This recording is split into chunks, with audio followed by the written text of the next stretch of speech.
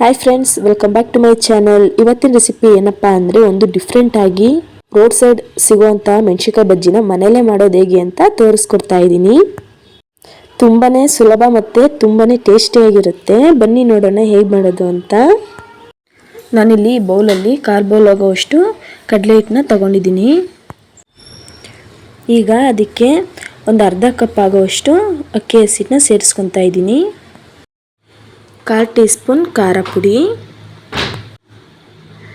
ಅರ್ಧ ಸ್ಪೂನ್ ಉಪ್ಪು ನಿಮಗೆ ಎಷ್ಟು ಬೇಕೋ ಅಷ್ಟು ನೋಡಿ ಸೇರಿಸ್ಕೊಬೋದು. ಒಂದು ಅರ್ಧ ಸ್ಪೂನ್ ಅರಿಶಿನ ಪುಡಿ, ಒಂದು ಚಿಟಿಕೆ ಆಗುವಷ್ಟು ಸೋಡಾನ ಸೇರಿಸ್ಕೊತಾ ಇದ್ದೀನಿ. ಒಂದು ಸ್ವಲ್ಪ ಸಾಂಬಾರು ಸೊಪ್ಪನ್ನ ಹಾಕ್ಕೊತಾ ಇದ್ದೀನಿ. ಈಗ ಇದನ್ನು ನೀಟಾಗಿ ಮಿಕ್ಸ್ ಮಾಡ್ಕೊಳ್ಳೋಣ. ನೀಟಾಗಿ ಮಿಕ್ಸ್ ಆದಮೇಲೆ ಸ್ವಲ್ಪನೇ ನೀರು ಸೇರಿಸ್ಕೊತ ಚೆನ್ನಾಗಿ ಕಲಿಸ್ಕೊಬೇಕು. ತುಂಬ ಗಟ್ಟಿನೂ ಆಗಬಾರ್ದು, ತುಂಬ ತೆಳುನೂ ಆಗಬಾರ್ದು. ಒಂದೇ ಸತಿ ನೀರು ಹಾಕ್ಕೊಳಕ್ಕೆ ಹೋಗಬೇಡಿ, ಏಕೆಂದರೆ ತುಂಬ ತೆಳ್ಳಗಾದರೂ ಆಗ್ಬೋದು. ಸ್ವಲ್ಪನೇ ನೀರು ಹಾಕ್ಕೊಂಡು ಚೆನ್ನಾಗಿ ಈ ಥರ ಕಲಿಸ್ಕೊಳ್ಳಿ. ನೋಡಿ, ಈ ಅದಕ್ಕೆ ಬಂದರೆ ಸಾಕು. ಈಗ ಬೋಂಡದ ಮೆಣಸಿನ್ಕಾಯಿ ತೊಗೊಂಡಿದ್ದೀನಿ. ಇದನ್ನು ಕರೆಕ್ಟಾಗಿ 2 ಹೋಳು ಮಾಡ್ಕೊಂಡು ಇಟ್ಕೊತಾ ಇದ್ದೀನಿ. ಅದಕ್ಕೆ ಈಗ ಮಸಾಲ ರೆಡಿ ಮಾಡ್ಕೊಳ್ಳೋಣ.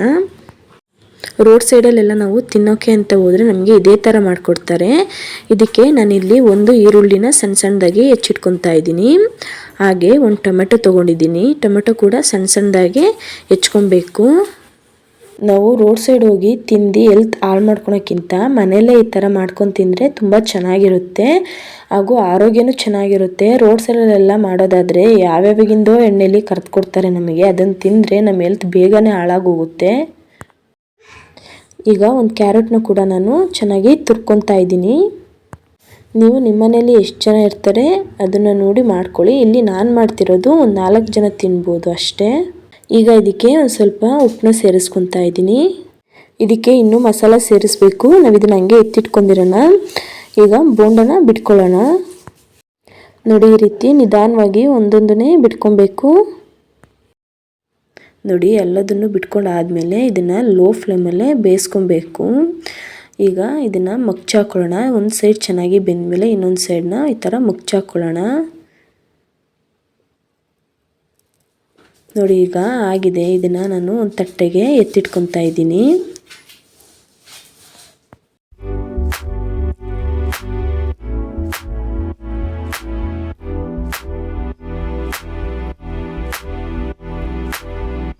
ಈಗ ನೋಡಿ, ಆಗಲೇ ಹೆಚ್ಚಿಟ್ಕೊಂಡಿದ್ವಲ್ಲ ಈರುಳ್ಳಿ ಎಲ್ಲ, ಅದಕ್ಕೆ ಅರ್ಧ ನಿಂಬೆಹಣ್ಣಲ್ಲಿ ಒಂದು ಸ್ವಲ್ಪ ನಿಂಬೆಹಣ್ಣು ಇಟ್ಕೊತಾ ಇದ್ದೀನಿ.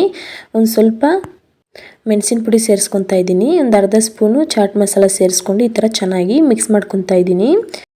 ಈಗ ಬಜ್ಜಿಗೆ ಮಧ್ಯಕ್ಕೆ ಈ ಥರ ಒಂದು ಚಾಕು ಸಹಾಯದಿಂದ ಹೋಳು ಮಾಡ್ಕೊಂಡು ನಾವು ಮಾಡಿಟ್ಕೊಂಡಿರೋ ಮಸಾಲೆನ ಇದಕ್ಕೆ ಚೆನ್ನಾಗಿ ತುಂಬಬೇಕು. ನೋಡಿ, ಈ ರೀತಿ ಎಲ್ಲೂ ಗ್ಯಾಪ್ ಕೊಡ್ದಂಗೆ ಚೆನ್ನಾಗಿ ತುಂಬ್ಕೋಬೇಕು.